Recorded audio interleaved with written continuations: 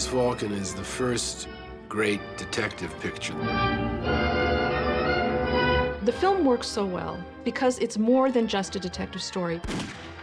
It has to do with characters, and it has to do with basic human values, greed and lust and love and anxiety and truth and lies. Success to crime. It almost defines, in a way, independent film. And it breaks a lot of Hollywood stereotypes in that there's really no good guys or good girls in this movie. Oh, why do you accuse us? There's time for that schoolgirl act. We're both of us sitting under the gallows. The Maltese Falcon endures because the story is compelling and told brilliantly. Became part of Hollywood lore. It began life as serialized pulp fiction, written by an ailing, poverty-stricken author whose own life had veered wildly off course. Baltimore-bred Dashiell Hammett had dropped out of high school to help his father with the family business. When the business collapsed, young Dashiell sought opportunities elsewhere. His choice of profession would shape the course of his life, and with it, literary and cinematic history. My grandfather, at a very young age, became a Pinkerton's detective, and he worked in the Baltimore office under a man named James Wright. And Wright instilled in him the code of the detective, and something that he really internalized in his own life and in Sam Spade's life. Hammett moved to San Francisco in 1921, where he married Josephine Dolan, a nurse he met while recovering from one of his many bouts of pulmonary tuberculosis. Too ill to continue work as a detective, he collected $80 a month in disability and began writing short stories for pulp fiction magazines at a penny a word. He wrote about what he knew. He was not a writer trying to learn about detectives. He was a detective trying to figure out how to write. Ross MacDonald once said that all of the hard-boiled writers came out from behind Hammett's black mask. My grandfather started in Black Mask magazine, which was the best of the pulps. Especially when Captain Joseph Shaw came on as editor, they became a cut above everything. So between the two of them, they elevated the genre. I think that Hammett's big contribution was writing speech the way it was actually spoken. Before Hammett, detective fiction was all very elitist, upper crust. It was game-playing nonsense, you know? And Hammett, who had been a Pinkerton himself, he said, you know, I'm going to write about the people that I know, the way this stuff actually happens in the streets. As Chandler said, Hammett took murder out of the drawing room and dumped it in the alley where it belonged. By 1926, Hammett's battle with tuberculosis had not only forced him to quit work as a detective, but obliged him to live separately from his wife and daughters. It was in this self-imposed quarantine at 891 Post Street in San Francisco that Hammett would write his first three novels: Red Harvest, The Dane Curse, and The Maltese Falcon. It's interesting to think about The Falcon being written in 1928. This is, of course, just prior to the Great Depression. I mean, the stock market prices were climbing, people were speculating on the market, margin accounts were ready to collapse, and there was an increasing disconnect, I think, between real value and kind of subjective worth that people assign to things. It's also interesting that my grandfather worked in the advertising business, and for a jewelry store, no less. So he is doubly aware of how people can be attracted to this wealth, even though it's objectively doesn't necessarily worth very much. Somebody's going to turn the detective story into literature, and I'm just arrogant enough to think that I may be the one to do it. Knopf published The Maltese Falcon in 1930. It was an immediate success. Hammett was recognized as a literary star on the level of fellow social realist Ernest Hemingway. Warner Brothers bought the motion picture rights to the book and produced 3 different versions of Hammett's story, each one a mere 5 years apart. Of course, the earliest version of Maltese Falcon was made in 1931. That was surprisingly sexually explicit. Don't you ever get lonesome? Sometimes. Originally named Woman of the World, the first version of The Maltese Falcon retained little of Hammett's hard-boiled realism. I'll get breakfast ready if you run my bath for me. That's fair enough, sugar. Though director Roy Del Ruth's film was a financial success, its emphasis on Sam Spade, the playboy, left critics cold. You have a lot of trouble with your women, don't you, Sam? Head of production Hal Wallace felt that The Maltese Falcon's potential had been squandered, and in 1936, Warner Brothers remade the film starring Bette Davis as the femme fatale. Oh, then you knew all the time. that I'd killed him. In the hands of director William Dieterle, the tone turned comic.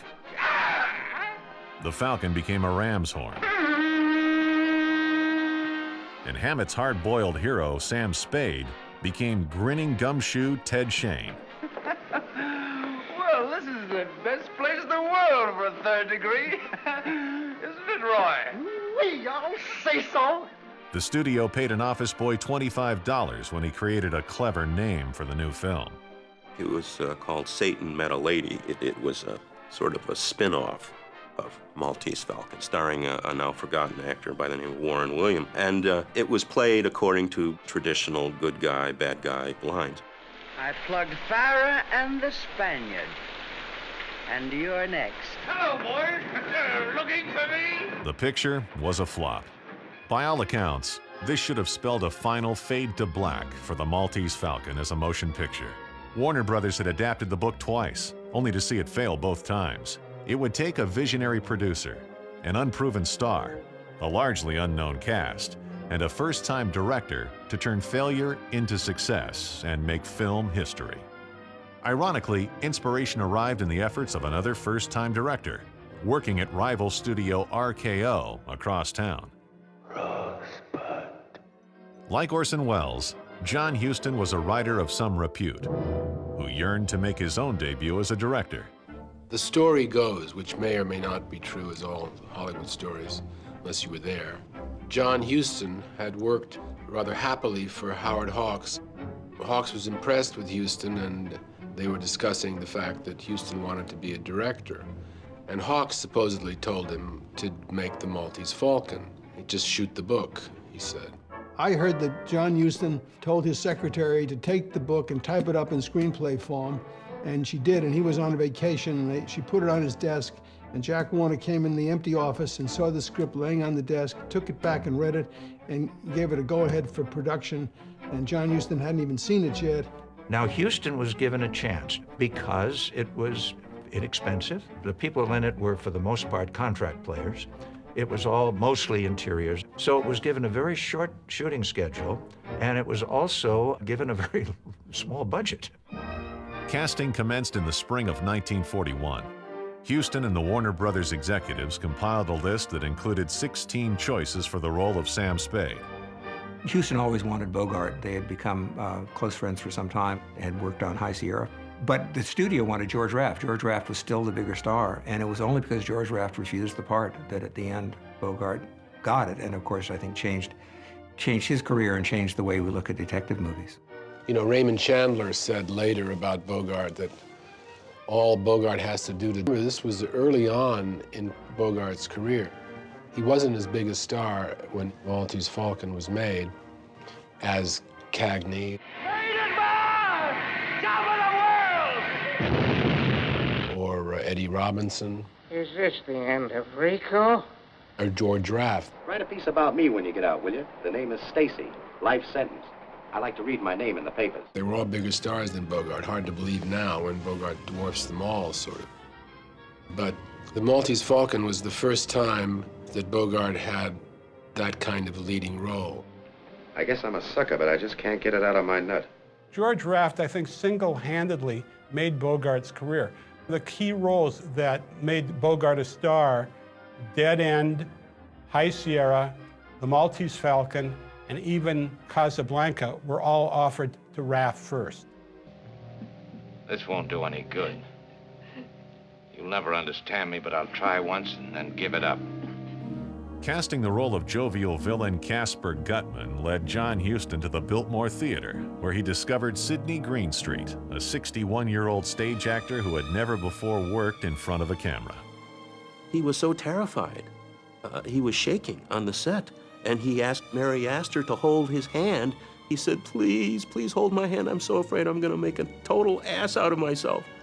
Well, look at the finished product. Peter Lorre ran away from home, studied acting in Vienna, and became famous portraying the child killer in Fritz Lang's 1931 film M. Wer weiß denn, wie sie mir aussieht, wie es schreit und brüllt da innen, wie ich tun muss, will nicht, muss, will nicht, muss!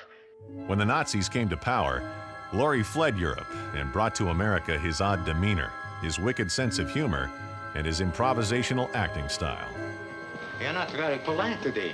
You didn't ask me how I am. Look, the candies I like. I'll have a few. You don't mind? Have some popcorn? No. No? No. Peter Lorre, Sidney Greenstreet and Peter Lorre clicked so well in the Maltese Falcon, and with Bogart, they paired them again, either Bogart and Lorre or Bogart and Greenstreet and Lorre again. You, what's your name? Map track. Obviously, you are the leader. Suppose you tell us. I'll speak for my friend. Speak when you're spoken to. Of course, anytime they needed a fat man who could be menacing and avuncular at the same time, they slotted in Greenstreet. You don't feel any sorrier for Ugarte than I do. Of course not. What upsets me is the fact that Ugarte is dead. No one knows where those letters of transit are. If they needed someone who could be silkily menacing and whispering and duplicitous, they had Lorre. I'm prepared to promise that, what is the phrase? No questions will be asked. Huston's first choice for his femme fatale was Geraldine Fitzgerald. When she declined the part, it fell to an infamous leading lady. At 17, she landed the starring role in the 1924 film Beau Brummel, opposite acting legend John Barrymore. The two began a torrid affair, though Barrymore was 14 years her senior. As her career soared, so did her reputation for scandal. In 1936, a sensational piece of gossip spread nationwide when her diary, full of juicy sexual details, was made public by an ex-husband. The notorious aura that surrounded Astor perfectly fed her successful star turn as the actors just meld to such a degree that you don't feel anybody's acting. That's one of the things that makes the picture great. After rewriting the script to comply with production code censors, filming began on June 9, 1941. Watching the early rushes, executive producer Hal Wallace became concerned with the leisurely rhythm of Bogart's speeches. He instructed his young director to have Bogart pick up the pace. Huston, eager to please his veteran producer, immediately complied. One of the delights of watching a film like The Maltese Falcon is the rapid-fire dialogue, the sense of hard-boiled dames and hard-boiled guys that talk and